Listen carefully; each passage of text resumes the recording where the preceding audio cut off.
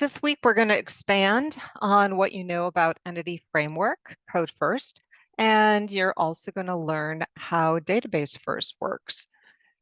And so you're going to want to read the pages in the book, go through the lecture demo.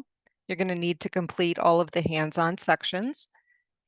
And you're going to end up submitting 2 projects this week, one for Code First, and then the other one for Database First. And each section has videos that you can watch. And some of this is going to be review, and some of this will be new. And we're going to be talking a little bit more about Fluent API and working with that because that lets you do a lot of tweaking to your relationships among tables. So as you go through here, we're going to revisit some topics and learn about some new additional topics. And you'll notice that when we get to a review section, I will mark it review. If it's not marked review, you can assume that it is something that we haven't fully covered yet. When we get into the hands-on, the focus is going to be on things that are new. So I will be giving you code for quite a few things. These are all models that I'm going to be giving you code for. We're going to be creating a little employee database. And we're going to be navigating several different relationships in that database. And we'll be using, as I mentioned, Fluent API, and then we'll also be using some of the conventions that are built into Entity Framework. So once you finish working on the employee project, then we're going to get into a database first project. And that is not yet.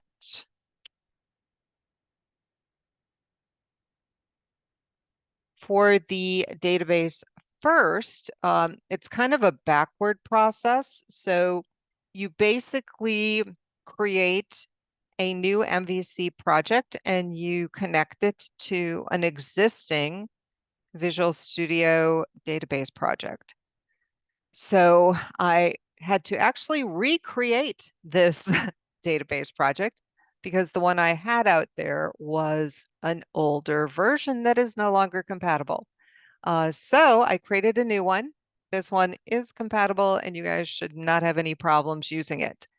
All of the steps are the same, but the video I did not recreate.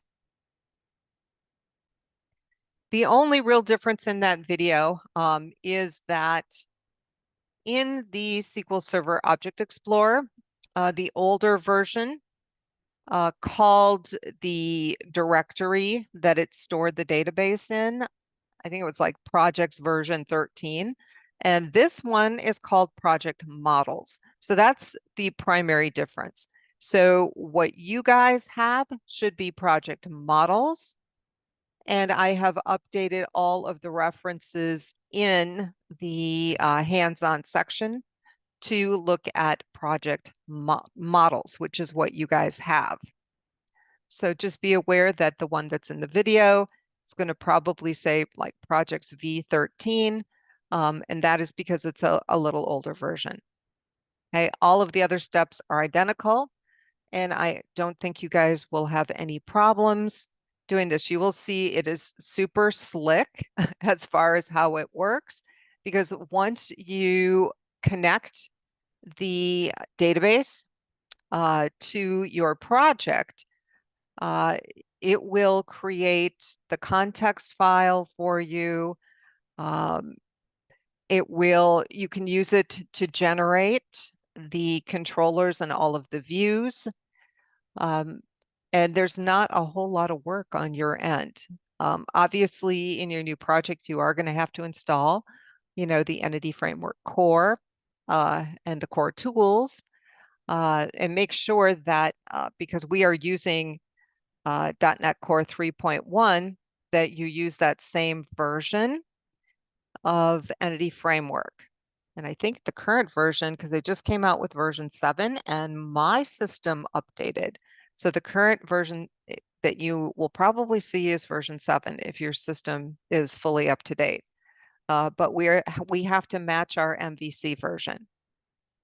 So make sure you match those up. You'll have to install that. You can literally copy and paste this code in the PM console. Just kind of double check where the database file is located. It should match mine, and mine is in project models. So that's why you see project models here. If yours says something else like projects V15 or something else, then you need to make it match what you have on your system. Okay, you'll see that there's another reference to it here.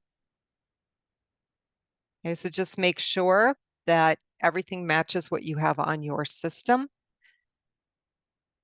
And once you get, the startup file modified, the app settings file modified, you'll run a build and then you can do all the scaffolding. And so that's pretty much the kind of the guts of the project. We do get into meta classes and partial classes, so you'll get a feel for what those are. Also a link to entity queries. Make sure you read through this because there are some questions on your certification exam that cover link queries. Okay, so these are the queries that we put in the controllers that are querying the database. Okay, that's all they are. Okay, so at the bottom, it does summarize everything that you needed to do in both the employees and the sugar bakers database files and how you're going to receive points in this particular project.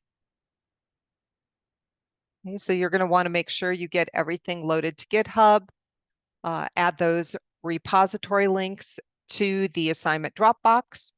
And then for those of you that have free time, you may want to continue working on your capstone project. So all of the requirements for the capstone are listed here. And you should be able to complete quite a few of them, like 1 through 8. Okay, the other ones we haven't quite covered yet, but you could also get a little jump on your showcase that you're going to be doing for that as well. If you have questions or problems, please let me know, and have a great week.